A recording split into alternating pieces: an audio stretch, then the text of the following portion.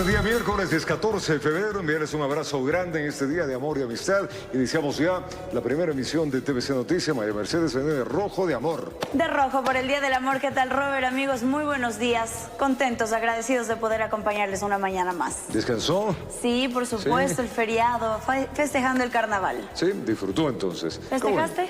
Sí, descansé. Hoy tenemos familia, ¿no? mini semana. Sí, hay que sacarle provecho. Mini semana Hay que sacarle provecho, sí, con familia, disfrutando. Hoy también el reto es compartir con los que se pueda, los que se quiere. Algo importante, el Día del Amor, todos los días del año, ¿eh? Así no es. solamente el 14 de febrero. Eso iba a decir yo también, ser empáticos cada día, porque la solidaridad es bastante necesaria entre todos en la sociedad. Sobre todo eso, así que mandarles abrazo grande, que el día sea realmente maravilloso. Que el día sea maravilloso. Vamos a contarles que una vez que la Corte Constitucional calificó las preguntas planteadas por el Ejecutivo para que los ecuatorianos se pronuncien en las urnas, el presidente Daniel Noboa ya emitió decretos. Y decreto ejecutivo, el 162 y 163, esto para convocar oficialmente a la consulta popular y referéndum. ¿Cuándo podría efectuarse? En la siguiente nota le vamos a contar. En cumplimiento con su oferta de campaña, el presidente Daniel Noboa convocó oficialmente a los ecuatorianos a participar de un referéndum y consulta popular. Esto luego de que la Corte Constitucional calificara 10 de las 20 preguntas remitidas por el Ejecutivo para efectuar este proceso electoral.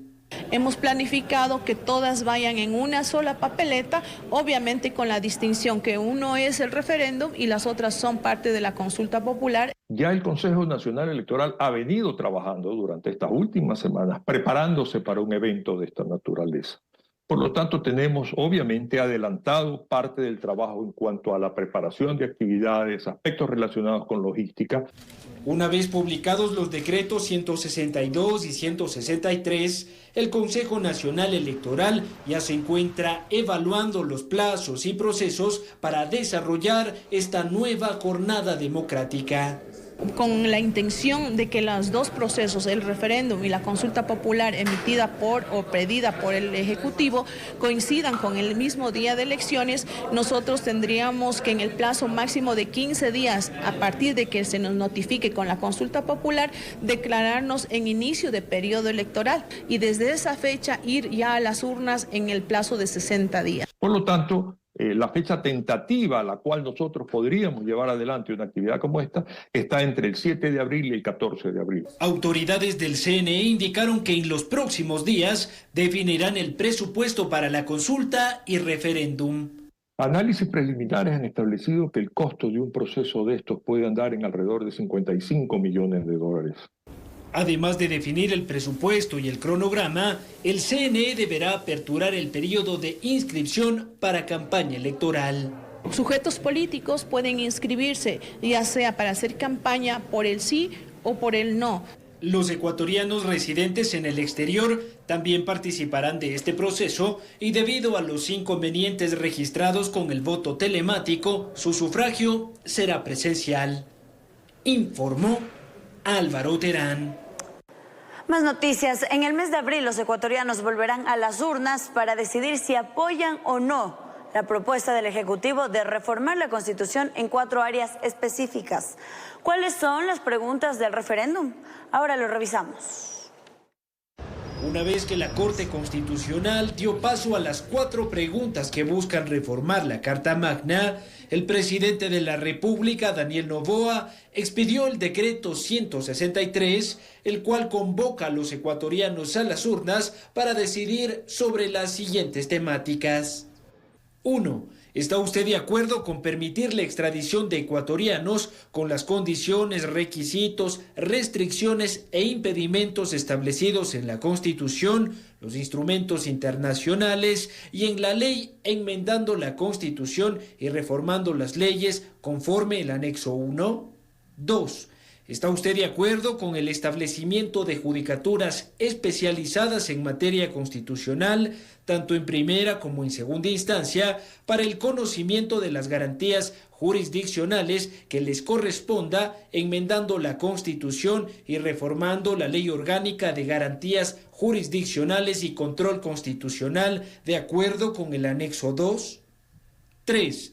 ¿Está usted de acuerdo con que el Estado ecuatoriano reconozca el arbitraje internacional como método para solucionar controversias en materia de inversión, contractuales o comerciales? 4. ¿Está usted de acuerdo con enmendar la Constitución de la República y reformar el Código del Trabajo para el contrato de trabajo a plazo fijo y por horas cuando se celebre por primera vez entre el mismo empleador y trabajador sin afectar los derechos adquiridos de los trabajadores de acuerdo con el anexo 4? Si alguna de estas preguntas es aprobada en las urnas, la Asamblea Nacional debe conformar una comisión de enmiendas constitucionales para dar curso a los cambios aprobados por el pueblo. Informó Álvaro Terán. Y es que la consulta popular impulsada por el gobierno de Daniel Noboa busca resolver las principales problemáticas de seguridad que tienen los ecuatorianos a través de un plebiscito que comprende 6 preguntas sobre distintas temáticas. ¿Qué interrogantes formarán parte de esta papeleta? Preste atención a la siguiente nota. El presidente de la República, Daniel Noboa, expidió el decreto 162 con el cual convoca a consulta popular para poner en consideración del pueblo ecuatoriano 6 preguntas relacionadas con el tema seguridad. Las interrogantes son las siguientes. 1. ¿Está usted de acuerdo con que las Fuerzas Armadas realicen control de armas, municiones, explosivos y accesorios permanentemente en las rutas, caminos, vías y corredores autorizados para el ingreso a los centros de rehabilitación social? 2. ¿Está usted de acuerdo con que se incrementen las penas en los delitos de terrorismo y su financiación, producción y tráfico ilícito de sustancias catalogadas sujetas a fiscalización, delincuencia organizada, asesinato, sicariato, trata de personas, secuestro extorsivo, tráfico de armas, lavado de activos, actividad ilícita de recursos mineros, reformando el Código Orgánico Integral Penal conforme el anexo de la pregunta? 3. ¿Está usted de acuerdo con que las personas privadas de la libertad cumplan la totalidad de su pena dentro del centro de rehabilitación social en los delitos detallados en el anexo de la pregunta, reformando el Código Orgánico Integral Penal conforme consta en el referido anexo? 4. ¿Está usted de acuerdo con que se tipifique el delito de tenencia o porte de armas, municiones o componentes que son de uso privativo de las Fuerzas Armadas o la Policía Nacional, sin afectar las armas de fuego permitidas para uso civil, reformando el Código Orgánico Integral Penal conforme el anexo de la pregunta? 5. ¿Está usted de acuerdo con que las armas, sus partes o piezas, explosivos, municiones o accesorios que fueron instrumentos u objeto material de un delito puedan destinarse al uso inmediato de la Policía Nacional o las Fuerzas Armadas, reformando el Código Integral Penal conforme el anexo de la pregunta? 6. ¿Está usted de acuerdo con que el Estado proceda a ser el titular de los bienes de origen ilícito o injustificado, simplificando el procedimiento de la Ley Orgánica de Extinción de Dominio conforme al anexo de la pregunta? Informó Álvaro Terán. El gobierno del presidente Noboa confirmó el pago de los salarios pendientes del mes de enero para el sector público. En un inicio solo se canceló el sueldo a policías, militares, médicos y profesores. El Ministerio de Finanzas recalcó que ha heredado una grave situación fiscal y que se espera mejorar la economía del país con la recaudación del IVA al 13%. El Partido Social Cristiano solicitó la desvinculación inmediata del asambleísta Lucía Jaramillo, quien se habría distanciado de la posición de bloque durante la sesión del Pleno, en la que se analizó el veto parcial a la ley orgánica para enfrentar el conflicto armado. ¿Cuál fue el veto de Jaramillo? Vamos a contarles. En la votación final de la ley para enfrentar el conflicto armado, el Partido Social Cristiano mantuvo su postura de rechazar el incremento del impuesto al valor agregado. Sin embargo, la abstención de la legisladora Lucía Jaramillo causó asombro entre las filas de esta organización, pues previamente se había acordado rechazar las pretensiones del Ejecutivo de gravar con nuevos impuestos a la población.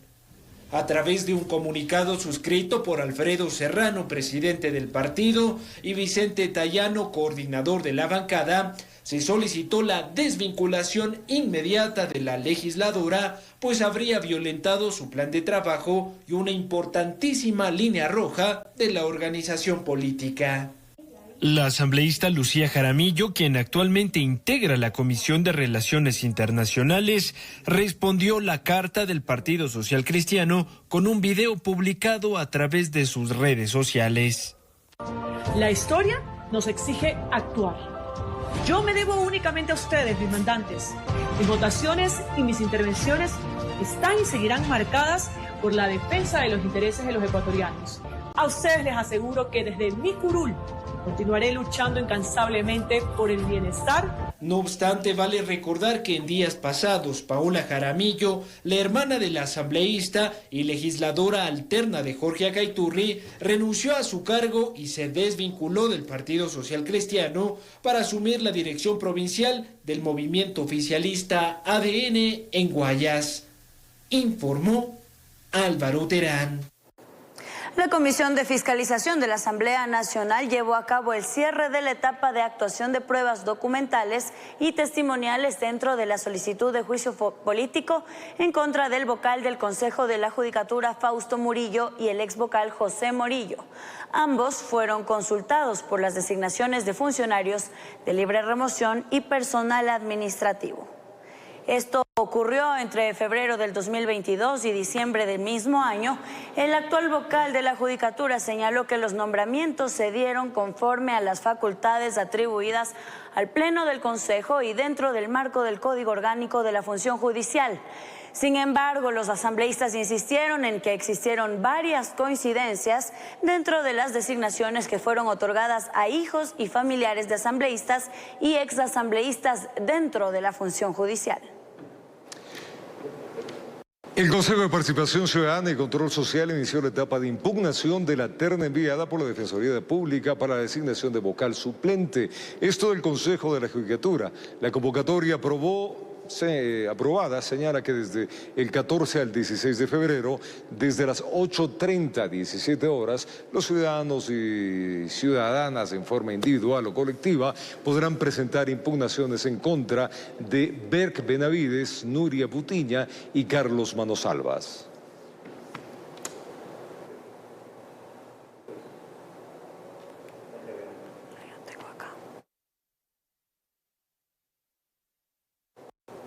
Vamos con más noticias. El Ministerio de Salud Pública elabora el reglamento para la aplicación de la eutanasia en el país.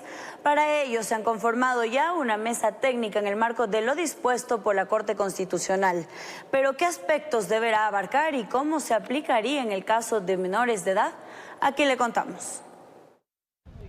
Después de haberse despenalizado la eutanasia en el país, el Ministerio de Salud Pública envió este comunicado donde informa que esa cartera de Estado trabaja ya en el reglamento para la eutanasia activa voluntaria, tal como lo dispuso la Corte Constitucional. Dicho reglamento permitirá regular el procedimiento de la muerte digna. Se indicó que para elaborar la normativa se conformó una mesa técnica, aunque no se explicó quiénes la integrarían. La eutanasia activa es: inyécteme algo que me alivie para siempre de este sufrimiento corporal intenso provocado por esta enfermedad. El tema es mucho más claro en enfermedades gravísimas de estado terminal, como puede ser cáncer. Y es que la eutanasia podrá ser practicada siempre y cuando la persona exprese su consentimiento inequívoco, libre e informado, o a través de su representante cuando no puede expresarlo, y que responda a un padecimiento de intenso sufrimiento proveniente de una lesión corporal grave e irreversible, o de una enfermedad grave e incurable. Conversamos con dos expertos. Afirman que el reglamento que se está elaborando tiene que tomar en cuenta ciertos aspectos como estos. ¿Quién es este sujeto calificado? El médico.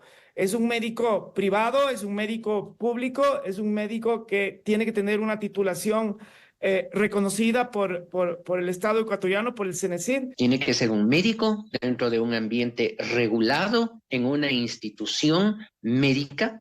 Pero, ¿qué pasaría en el caso de los menores de edad? ¿Podrían o no acceder a la eutanasia? La normativa es exactamente igual, para mayores o menores. O lo expresa libremente el consentimiento y en el caso de los menores, creería yo que la legislación va a prever que ese consentimiento sea refrendado por sus padres. Uno de los abogados de Paola Roldán, quien impulsó la eutanasia, dice que aunque no hay un reglamento, eso no condiciona que más personas ya puedan acceder a la muerte digna. La sentencia es de cumplimiento inmediato. Los médicos van a tener muy claro que si no están con el respaldo de una ley y de una reglamentación ordenada por la Corte Constitucional, incluso, entre comillas, por bien hacer, terminaría con un serio problema. Aún queda por delante un proyecto de ley que deberá elaborar la Defensoría del Pueblo y de ahí ser tratado en la Asamblea Nacional en el plazo máximo de 1 año. Informó Marilyn Jaramillo. Estamos de vuelta, gracias siempre por acompañarnos. Oficialmente inició el periodo electoral para una vez que el Consejo Nacional Electoral aprobó el calendario para las elecciones generales de este 2025. La primera vuelta será el 9 de febrero y un posible balotaje el 13 de abril. Veamos. La cuenta regresiva arrancó. El Consejo Nacional Electoral CNE aprobó el inicio del periodo electoral, con lo que los ecuatorianos nuevamente deberán acudir a las urnas el 9 de febrero del 2025. De esta manera, el Consejo Nacional Electoral inicia las actividades que permitirán el correcto desarrollo del presente proceso electoral. El periodo electoral es el ciclo que incluye las etapas preelectoral, electoral y postelectoral, en las que de manera ordenada se ejecutan todas las actividades y operaciones desarrolladas con el objetivo de llevar adelante procesos electorales eficientes, transparentes y de alta calidad. Y por supuesto, proclamar resultados de acuerdo a la voluntad de los ciudadanos emitidas en las urnas.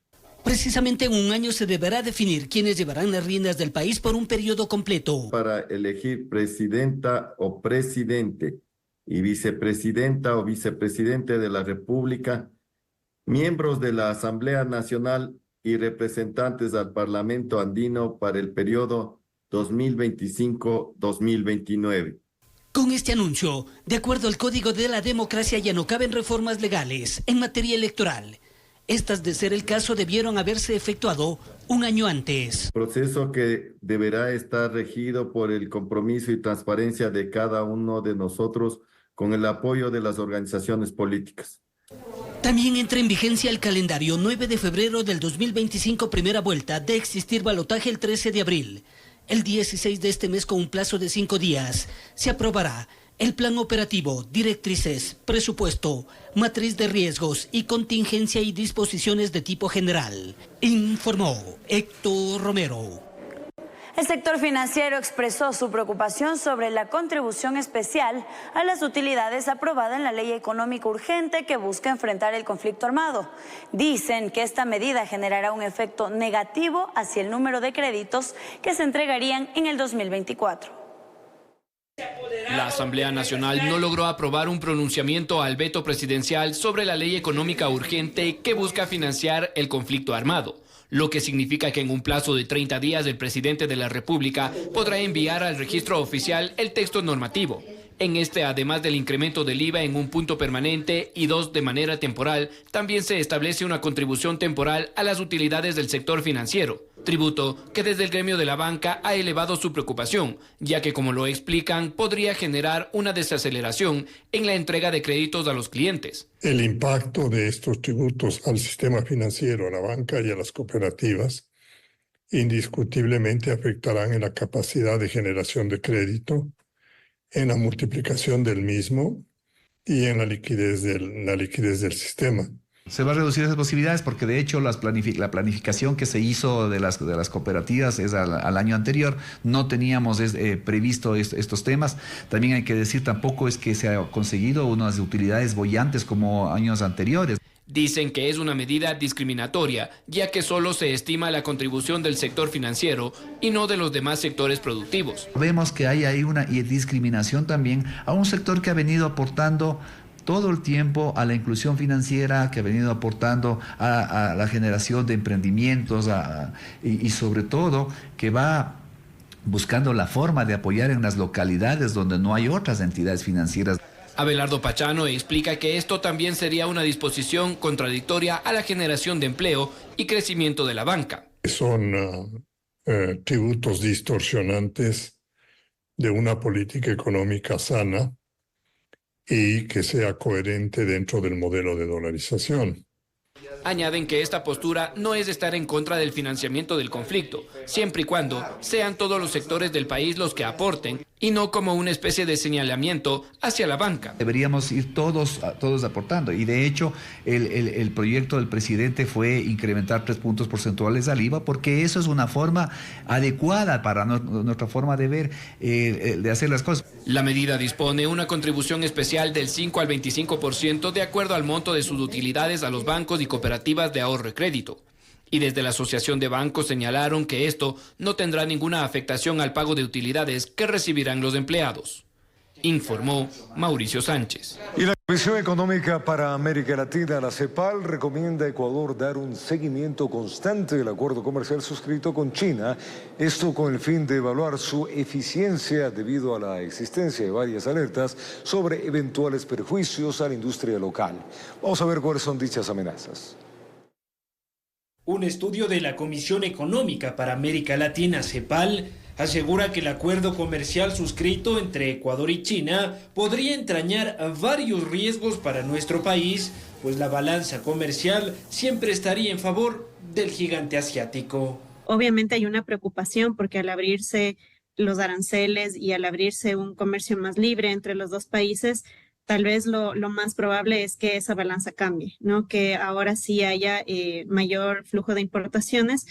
Creo que es un reto para los productores. Además, el informe establece que las exportaciones a China requieren de rigurosos procesos fitosanitarios y que por ahora Ecuador no cuenta con ellos. No hay que tenerle miedo, ¿no? a esas normativas o esas restricciones, es parte del desafío al que nos hemos lanzado con esta firma. Creo que más bien tenemos que verlo de forma positiva y cómo podemos subir nuestros estándares.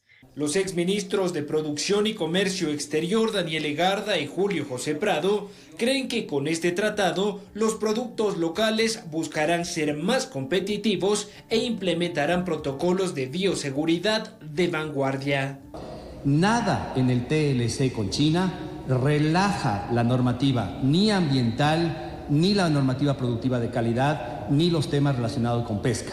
La agricultura no es un tema sensible con China, es una oportunidad muy grande porque China es el principal importador mundial de alimentos frescos y procesados. El informe de la CEPAL también recomienda a Ecuador monitorear la aplicación del tratado y, de ser el caso, renegociar ciertas condiciones del acuerdo. Se tendría que renegociar el acuerdo y para eso nuevamente habría que ratificarlo. Es decir, no es tampoco tan sencillo hacer esos cambios, pero se han hecho.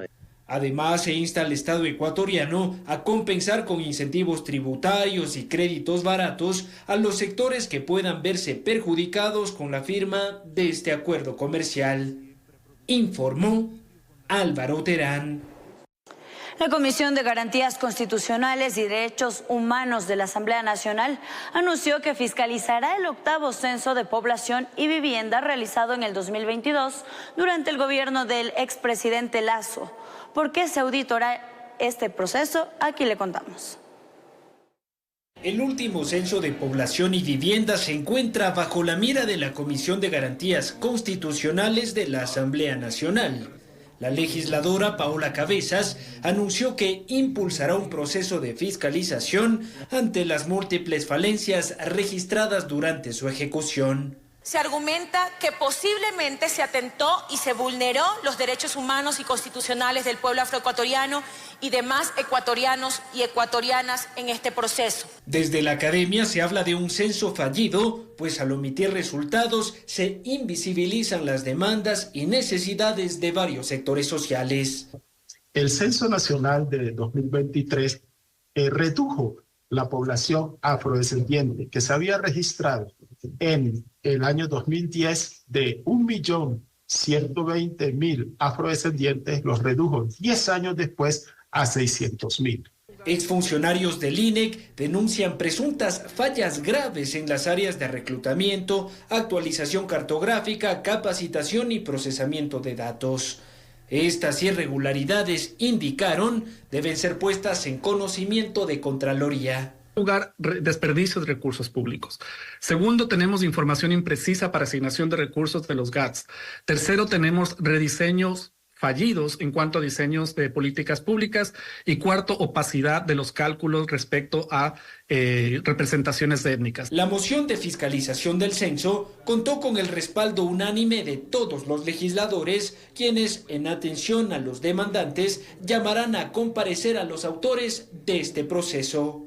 Consideramos la necesidad de que el gobierno y el Estado rectifiquen el genocidio estadístico que sufrimos el pueblo afroecuatoriano. La discusión sobre la auditoría del censo se retomará luego del feriado de Carnaval, informó Álvaro Terán. Vamos a contarles ahora que el Servicio Federal Ruso para la Cooperación Técnico-Militar señaló que el armamento que Ecuador pretende transferir a Washington está operativo y se encuentra en buen estado. Además, ofreció al gobierno nacional un programa de cooperación para facilitar el mantenimiento del mismo. Rusia insiste en que el equipo militar que Ecuador pretende transferir a Washington no es chatarra y está operativo. Así lo aseguró el Servicio Federal Ruso para la Cooperación Técnico-Militar este martes, al negar que las armas soviéticas sean chatarra. Además de esto, ofrecen al gobierno nacional opciones de cooperación para dar mantenimiento a las armas y equipamiento de las que dicen están en buen estado. El intercambio de armas que se realiza desde Ecuador sería ilegal, indicó la parte rusa, señalando que se necesita previamente el permiso suscrito de este país para realizar esta transferencia. En anteriores ocasiones, la canciller Gabriela Sommerfeld señaló que el equipo que se quiere transferir no está operativo, por lo que se puede dar de baja, vender, regalar o intercambiar. Pero fueron las palabras utilizadas por Novoa al referirse a las armas soviéticas como chatarra las que dieron inicio a los impases diplomáticos entre Quito y Moscú, quien terminó suspendiendo varias importaciones de banano desde Ecuador. Por su parte, Estados Unidos señaló que la idea de intercambio de armamento soviético por uno nuevo y sofisticado nació de Ecuador y el mismo será transferido a Ucrania como apoyo en su guerra contra Rusia. El nuevo equipo al que Ecuador tendrá acceso estaría valorado en $200 millones, de acuerdo al gobierno nacional. No obstante, Moscú insiste en su postura para evitar que Ecuador realice el intercambio de armamento de origen soviético. Además, cita como ejemplo que Washington trató de hacer algo similar con Perú. Sin embargo, la intención de transferencia fracasó, informó Edwin Benalcázar. Y en un mes de estado de excepción se han detenido a más de 7.000 sujetos, decomisado 2.230 armas e incautado más de 44 toneladas de droga. Pero ¿cuáles fueron los detonantes que provocaron la declaratoria del conflicto armado interno? Analizamos las causas y los números de la lucha anticriminal. Todo sucedió a partir de 3 eventos que marcaron al gobierno. Las fugas de alias Fito y Capitán Pico, luego la toma de TC Televisión, mientras estaban en la emisión de las 14 horas en Guayaquil. Creo que el mensaje que nos da la señora Fiscal General del Estado, Diana Salazar, con relación al tema metástasis, nos indica claramente, tanto a la opinión nacional como internacional, el nivel de podredumbre que está enquistado en el sistema judicial ecuatoriano. Aquello provocó la firma de un nuevo estado de excepción y por primera vez la declaratoria del conflicto armado interno en el país. 21 grupos delictivos fueron declarados como terroristas. Se debió haber hecho hace mucho tiempo. Era el estado de guerra interna y permitirle a los militares y a la policía que trabajen en conjunto. Creo que ha funcionado muy bien. Para no perjudicar a los negocios, al poco tiempo flexibilizaron las medidas a través de la semaforización de los cantones, de acuerdo al nivel de peligro. Prefiero acá pagar, como se ha dicho, el IVA a que me vacunen, a que tenga que salir de mi casa y que me roben, a que no pueda ir a un banco a hacer un depósito, a hacer un retiro. En un mes, 91.486 operativos cerca de $200.000 incautados, 7.528 detenidos, 8 terroristas ejecutados, 147 organizaciones desarticuladas, 2.312 armas y 12.010 explosivos decomisados. Ni por la Policía Nacional, ni por el SNAI, ni por los guías penitenciarios, pues tuvo que ingresar las Fuerzas Armadas para poder colocar orden, disciplina dentro de estos centros carcelarios y retomar el control. Lo que tiene que hacer el gobierno necesariamente es invertir en la parte social, en el tema educación, vivienda. Ha empezado el segundo mes con ambas declaratorias. No se descarta que en marzo el presidente Noboa extienda la vigencia del toque de queda. Informó Jorge Escobar. Decenas de ciudadanos se concentraron en el peaje de Chongón, esto es en la vía de la costa, en respaldo a las medidas de seguridad que han implementado el gobierno en los últimos meses. Miremos. Ese fue el motivo de concentración de varios ciudadanos en el peaje de Chongón en la vía a la costa. Manifestaron su apoyo a las medidas adoptadas por el gobierno nacional con el fin de reforzar la seguridad en el país. Queremos y apoyamos a nuestro presidente porque lo que él está haciendo en defensa de todos los ecuatorianos que añoramos tener tranquilidad, paz, con esa seguridad. Tenían banderas, grandes y pequeñas, vistieron de blanco y entregaron pulseras a las personas que se dirigían a los balnearios por este carnaval. El día de hoy estamos aquí de todos los sectores, pues estamos de los diferentes distritos para poder nosotros llevar pues también el mensaje a todos. Asimismo, los jóvenes se unieron a la causa. Hemos salido de algo que lastimosamente el pueblo estaba herido, pero poco a poco estamos saliendo hacia adelante.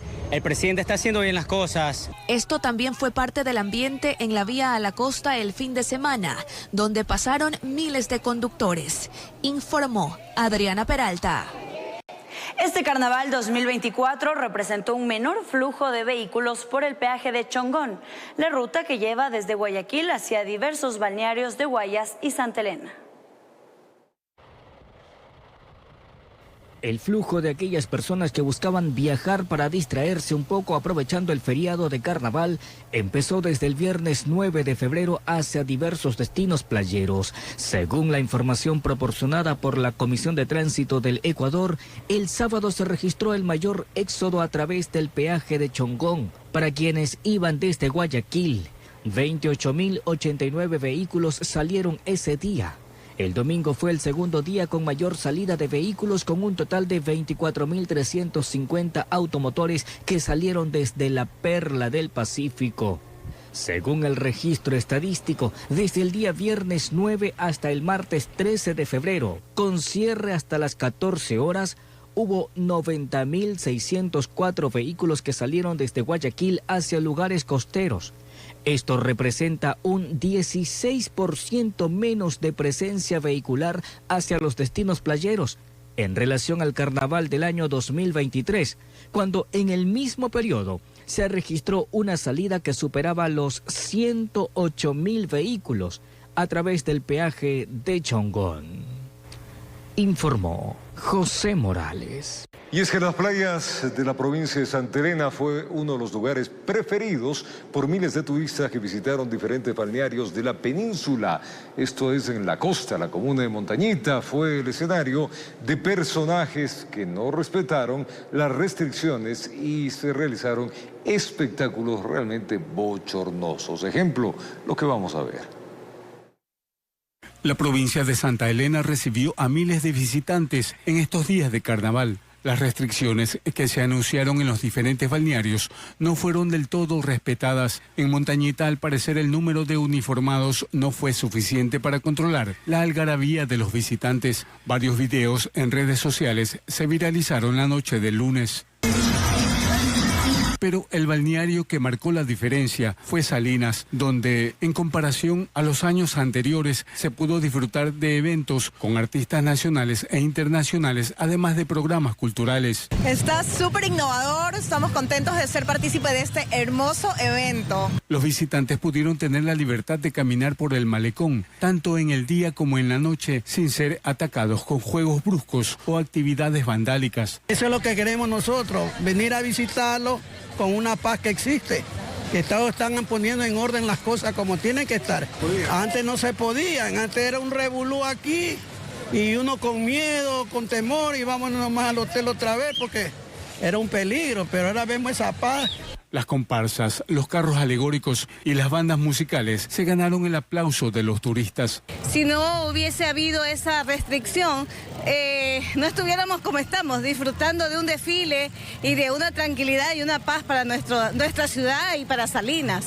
Entendieron cuál es el objetivo de pasar un carnaval sin agua, sin desmanes y sin problemas. Era por esto, para vivir una fiesta de cultura, una fiesta de familia, pudiendo observar bailes, observar la creatividad de los salinenses, y por eso prohibimos varias cosas, pero creo que al final la ciudadanía entendió cuál era el objetivo principal. Fue un carnaval un poco diferente, pero que tuvo la aceptación de quienes eligieron este balneario para pasar este feriado. Desde la provincia de Santa Elena informó Darwin Villao. El Museo del Agua en la ciudad de Quito preparó una celebración especial por el feriado de Carnaval. En esta fiesta se hizo referencia a la importancia de cuidar y proteger el líquido vital. ¿Qué actividades se desarrollaron? Enseguida le contamos. El Museo del Agua en la ciudad de Quito aprovechó el feriado de Carnaval para organizar una serie de eventos, los cuales resaltaron la importancia de vivir esta fiesta sin desperdiciar líquido vital. Nosotros intentamos buscar formas nuevas de poder relacionarnos con el agua, de poder cuidarla, de poder protegerla y tener esa conciencia que estamos poniendo, que estamos aportando para tenerla más tiempo con nosotros. A través de visitas guiadas y actividades interactivas, los visitantes conocieron el origen del agua y la importancia de preservar este recurso natural. Es la importancia de vivirlo distinto y me encantó la propuesta de no espumas, no nada, sino revalorizar el recurso que realmente necesitamos revalorizarlo. Hay que cuidarla porque nos podemos quedar un rato sin ella. En Yacu hay la posibilidad de estar en contacto con el agua en sus diferentes formas, sea en burbujas, chorros o estanques. Adultos y niños pueden recargarse con la energía propia de este recurso. Y sabe que es muy importante que los niños desde ya aprendan de dónde viene el agua y entender la importancia de cuidar los páramos para tener agua siempre, ¿no? El agua en realidad conlleva todo un proceso para que nosotros podamos tenerla en nuestros hogares y nos motiva a cuidarla. Los visitantes de este museo llegaron a una conclusión. Es imposible vivir el carnaval sin fiesta. Sin embargo, es posible vivirlo sin desperdiciar agua. Informó Álvaro Terán. Fiestas sin agua, sin espuma, sin aglomeración, en fin, con una cantidad de cosas que debemos nosotros civilizadamente hacerlo. Hay otros factores que se puede hacer en familia o con amigos para compartirlo. Vamos a ver cómo está el tráfico a esta hora. Priscila Cadena está en la Avenida Los Conquistadores. Hay que recordar que hoy día se reaperturan las dos vías de esta que sufrió problemas tiempo atrás. Priscila, adelante, por favor.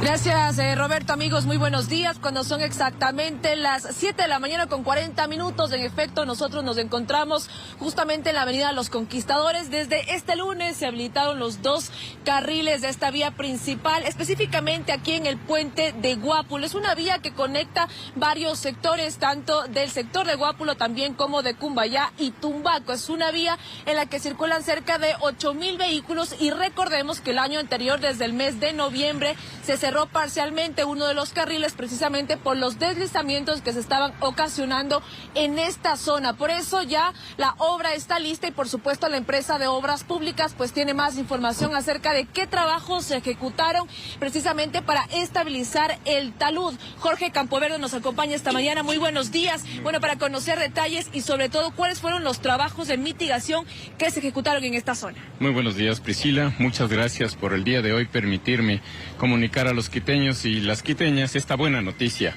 Hemos habilitado los 2 carriles de la vía Conquistadores, una vez que hemos ejecutado los trabajos de sostenimiento del puente. Aquí hubo un deslizamiento del talud de alrededor de 8.000 metros cúbicos, los cuales fueron afectados básicamente en las bases del puente. Con esto nosotros ejecutamos acciones inmediatas junto con todas las empresas para buscar la causa y el motivo de este deslizamiento. Utilizamos con todas las empresas los recursos para poder inicialmente hacer limpieza de cunetas y desvío de aguas para que no vuelva a haber una nueva afectación. Y en segunda fase hemos hecho ya un pórtico de arrosteamiento hacia la base del puente, en donde hemos realizado un sostenimiento para que sean habilitados básicamente los 2 carriles. De aquí ya se viene otro proyecto, nos decía que se va a extender hasta la parte alta, específicamente, obviamente, pues para que pueda soportar la carga vehicular. Así es, la tercera fase de esto, nosotros hemos ejecutado ya los estudios de geofísica y análisis de suelo, en donde vamos a realizar la protección del talud para poder unirlo hacia 60 metros más arriba, que se encuentra ya una parte protegida. Entonces le vamos a dar la continuidad respectiva con un muro de anclaje. Perfecto, muchísimas gracias a Jorge Campoverde, gerente de fiscalización de la empresa de obras públicas. Recuerde que ya puede circular por la avenida Conquistadores, específicamente en esta que es la zona del puente de Guápulo. Sobre todo también se vienen nuevos proyectos específicamente para poder contener este talud, donde pasan alrededor de cerca de 8.000 vehículos. Más detalles en nuestro noticiero de la comunidad. Seguimos en estudios. Buenos días. Ahí estaremos, sí, Priscila, hablando justamente con la autoridad para saber cuáles son los planes de estabilizar los taludes que tiene esta vía, que por procesos de desgaste no solamente natural, sino procesos que se ha ido dando con el tiempo, pues necesitan intervención. Por ahora ya están los 2 carriles, la autoridad del alcalde ha pedido que se vaya con una velocidad moderada. Tiempo de pausa, le venimos con más.